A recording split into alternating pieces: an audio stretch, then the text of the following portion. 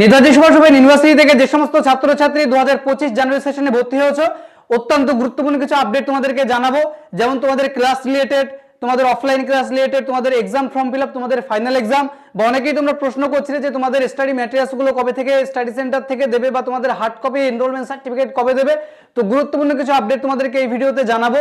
এবং এর পাশাপাশি যে সমস্ত ছাত্রছাত্রী তোমরা 2025 জুলাই সেশনে ভর্তি হচ্ছ, 10 তারিখ লাস্ট ডেট আগস্টের, তো সেক্ষেত্রে তোমাদের এই মুহূর্তে কি করণীয়, তো গুরুত্বপূর্ণ আপডেট তোমাদেরকে এই ভিডিওতে জানাবো। তার আগে প্রত্যেকবারের মতো রিকোয়েস্ট করবো, তোমরা যারা নতুন অবশ্যই মডার্ন স্টাডি সেন্টার চ্যানেলটিকে সাবস্ক্রাইব করে নেবে।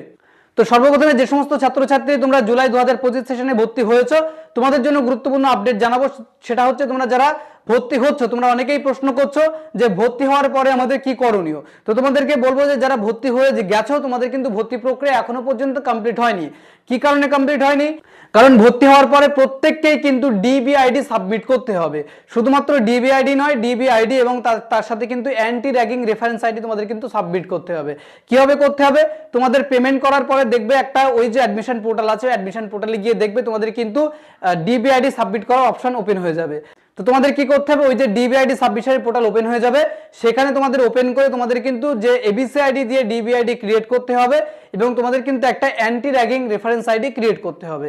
সেই দুটো ক্রিয়েট করার পর তোমাদের কিন্তু সাবমিট করতে হবে, তারপরে তোমাদের এই যে অ্যাডমিশন প্রক্রিয়া সেটা কিন্তু কমপ্লিট হয়ে যাবে। তো আশা করছি বুঝতে পারছো, এটা প্রত্যেকেই করে নেবে। যদি কেউ এটা মিস করো তাহলে কিন্তু তোমাদের অ্যাডমিশন ক্যান্সেল হয়ে যাবে।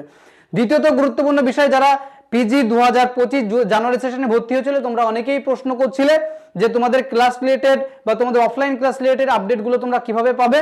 তো অলরেডি কিন্তু তোমাদের অনলাইন এবং অফলাইন দুটো ক্লাসই শুরু হয়ে গেছে। অনলাইন ক্লাস তোমাদের যে এনএসইউ অ্যাপ্লিকেশন আছে সেখান থেকে করতে পারবে, এবং অফলাইন যে ক্লাসগুলো সেগুলো কিন্তু তোমরা পিসিবি যে শিডিউল ইউনিভার্সিটি দিচ্ছে সেই অনুযায়ী তোমাদের কিন্তু ক্লাসগুলো করতে হবে। এবং অনেকেই তোমরা প্রশ্ন করছো যদি এই ক্লাসগুলো তোমরা করতে না পারো তাহলে অসুবিধা হবে কিনা। তো এক্ষেত্রে কোনো রকম কোনো প্রবলেম কিন্তু তোমাদের হবে না। যারা করতে চাইছো করতে পারো, যারা করতে চাইছো না, না করলে কোনো প্রবলেম নেই। এরপরের গুরুত্বপূর্ণ প্রশ্ন হচ্ছে, তোমরা অনেকেই প্রশ্ন করছো যে স্টাডি সেন্টার থেকে তোমাদের অরিজিনাল হার্ড কপি, অর্থাৎ যেটা তোমরা সফট কপি ডাউনলোড করেছিলে অনলাইন থেকে, তার হার্ড কপি কবে তোমরা পাবে।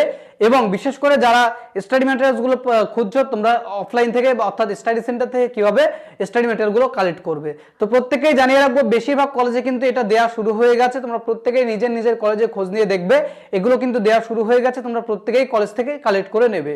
এরপরে তোমাদের সব থেকে গুরুত্বপূর্ণ 3 নম্বর প্রশ্ন, সেটা হচ্ছে তোমাদের এক্সাম ফর্ম ফিল আপ থেকে শুরু করে তোমাদের অ্যাসাইনমেন্ট পরীক্ষা ও ফাইনাল পরীক্ষা, কোন পরীক্ষা কবে হতে চলেছে।